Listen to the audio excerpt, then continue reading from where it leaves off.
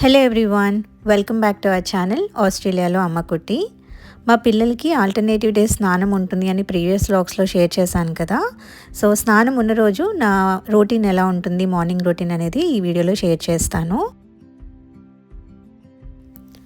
So everyday morning అయితే first నేను bottle sterilise చేయడంతో స్టార్ట్ చేస్తాను. ఈ బుజ్జి bottles along with the teeths hospital వాళ్ళు పిల్లల్ని ఇంటికి పంపించేటప్పుడు ఇచ్చారు. ఎందుకంటే మా పిల్లలు ప్రీ టర్మ్ బార్న్, సో వాళ్ళకంటూ బాటిల్స్ కానీ టీత్స్ కానీ కొంచెం డిఫరెంట్గా ఉంటాయి ఫర్ కపుల్ ఆఫ్ మంత్స్ అనమాట. అందుకోసమని అవే యూస్ చేస్తున్నాను నేను. సో ఈ నలుగు పిండి అది మమ్మీ ఇండియా నుంచి వచ్చేటప్పుడే తీసుకొచ్చారు. నేను అన్నీ రెడీ చేసి పెడుతున్నాను ఇప్పుడు. సో ఇది ఇందులోకి ఇది ఏంటో నాకు తెలీదు, నేను కనుక్కొని చెప్తాను మీకు మళ్ళీ. సో ఇది ఒక పౌడర్ అనమాట. ఈ 2 పౌడర్స్ కాంబినేషన్ మా మమ్మీ కలపమంటుంది. అది మసాజ్ చేయడానికి యూజ్ చేస్తుంది అనమాట. కానీ కొంచెం రైస్ ఫ్లవర్ మిక్స్ చేయమన్నారు మా మమ్మీ, సో అందుకని అది వేస్తున్నాను నేను. That's all.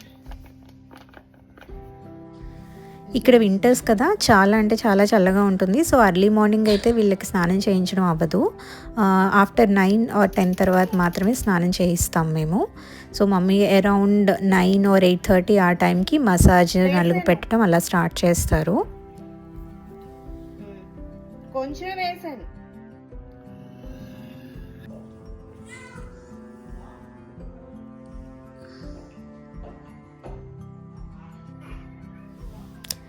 ఇద్దరు పిల్లలు కదా, సో ఒక బేబీ మమ్మీ మసాజ్ చేస్తూ ఇంకా హాఫ్ వే అయినప్పుడు నేను సెకండ్ బేబీని రెడీ చేస్తానన్నమాట మసాజ్కి.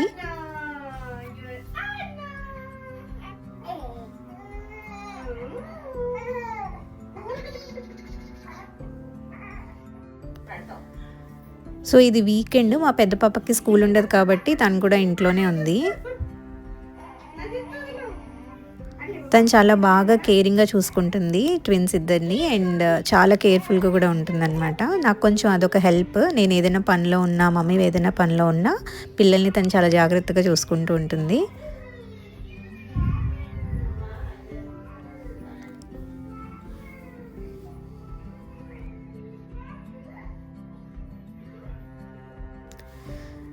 సో కొన్ని టీత్స్ అయితే ఇంకా పాడైపోయాయి అనమాట. అవి నేను డిస్కార్డ్ చేసేయడానికి బయట పెడుతున్నాను.